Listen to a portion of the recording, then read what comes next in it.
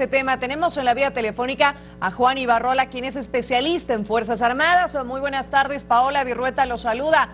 Hablamos un poco acerca de los festejos y estábamos revisando las imágenes, festejos a la cabeza del presidente Enrique Peña Nieto por estos 103 años. Pero hablemos también de lo que ha sido el trabajo y este arduo trabajo en el país cuando tenemos, y también lo decía el primer mandatario, esta lucha contra el crimen organizado. Adelante.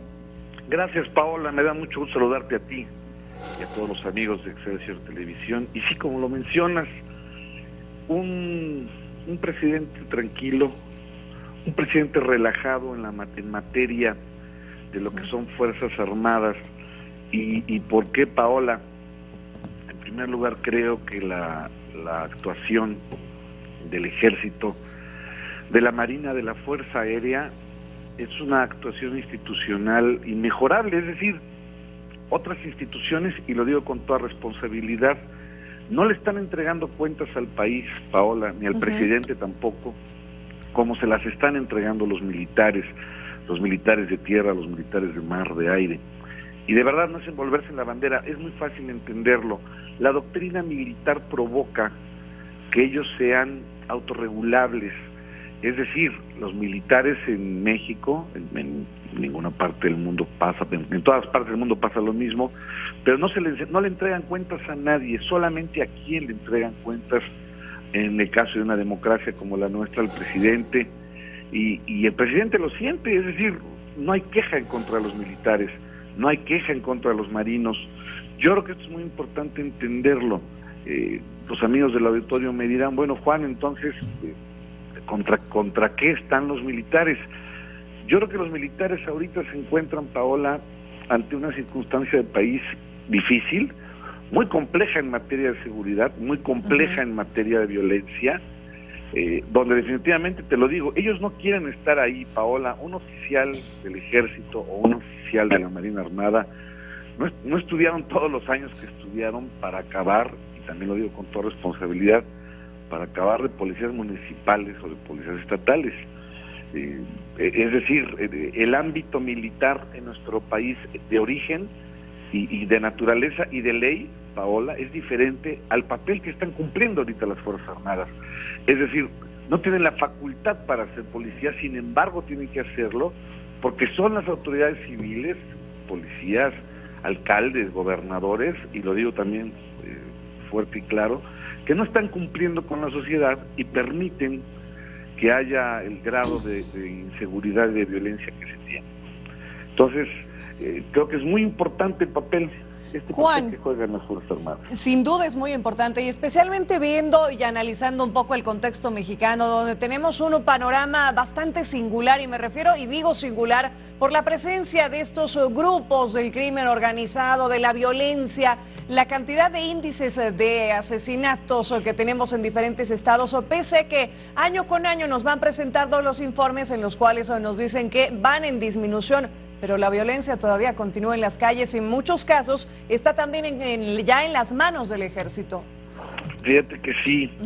Desafortunadamente, Paola, cuando los militares en el sexenio pasado comienzan a recuperar espacios, es decir, ciudades, pueblos, rancherías, estados completos, como pasó en el caso de Tamaulipas, como pasó en el caso de Coahuila, de Zacatecas, completos, Paola, y se los tienen que devolver a la autoridad legítimamente constituida, los vuelven a perder, Paola, porque desafortunadamente la delincuencia en este país ha llegado a rebasar de una manera muy importante a las propias autoridades. Ya lo vimos en el caso de Guerrero, de Iguala, con este tema de los desaparecidos, de los normalistas, de los normalistas, donde es un presidente municipal involucrado hasta la médula en materia de corrupción e impunidad.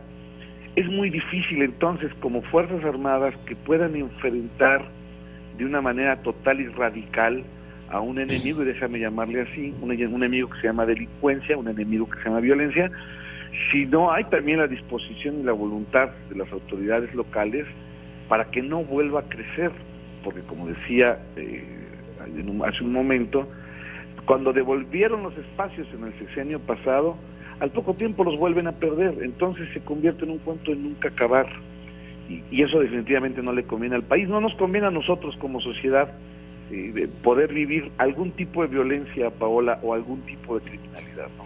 Y bien lo estás diciendo también, justamente, Juan, cuando hablas de lo que pasaba con el sexenio de Calderón y el trabajo que se hizo con algunos estados. Es el caso, por ejemplo, me viene a la mente el de Coahuila, cuando uno camina por las calles de algunas ciudades y ve una fuerte presencia militar, porque esto ha tenido que ser necesario para devolverle la tranquilidad a la población, a la gente. Y vemos también lo que está pasando por el otro lado, lo que pasa con Guerrero, cuando vemos no solamente a presidentes municipales, sino otras autoridades, incluso ya hablando del caso de policías que están involucrados ya con este tipo de personas, con narcotraficantes y con gente que está acabando con la seguridad del país. Te pongo un ejemplo a ti, el auditorio. Desafortunadamente las Fuerzas Armadas no tienen certeza jurídica en México para hacer cierto tipo de acciones. Cuando un soldado o un marino detienen a una persona que está cometiendo un ilícito, el Ministerio Público lo toma como un arresto civil, como si tú y yo, Paola, encontramos un delincuente y lo llevamos detenido. Eso lo podemos hacer los mexicanos. Pero ¿qué sucede? Tiene que ratificar el soldado, tiene que ir, pero obviamente no puede ir uniformado, no puede ir armado, no puede ir con todo el apoyo que le pueda dar el ejército, la marina. En México nuestros soldados no pueden llegar a una propiedad y entrar como lo puede hacer la policía sin una orden de allanamiento. Sí. A los soldados y a los marinos en este país les urge que su certeza jurídica para poder desarrollar un trabajo que, como bien tú acabas de decir, sigue, es decir, los problemas siguen en este país y no son las autoridades civiles las que le estén dando solución, es el ejército y es la marina, es la fuerza aérea. Sin embargo, si no tienen esa capacidad jurídica para hacerlo, Paola, pues no sé en dónde va a parar, porque esto es un cuento, insisto, de nunca acabar, ¿eh? Y recurrir además al trabajo de las Fuerzas Armadas allá es casi el último recurso que tienen las autoridades ante esta inseguridad. Juan, te agradezco muchísimo por todos estos detalles y también para hablar un poco de lo que ha sido el trabajo y lo que le está faltando a las Fuerzas Armadas de parte de este apoyo del gobierno. Juan Ibarrola, quien es especialista en Fuerzas Armadas, gracias por todos estos detalles. Muy buenas tardes. Gracias, Paula. Un saludo a ti y a todo tu auditorio. Muchísimas gracias. Te invitamos a seguir cuestionando la información con los siguientes videos.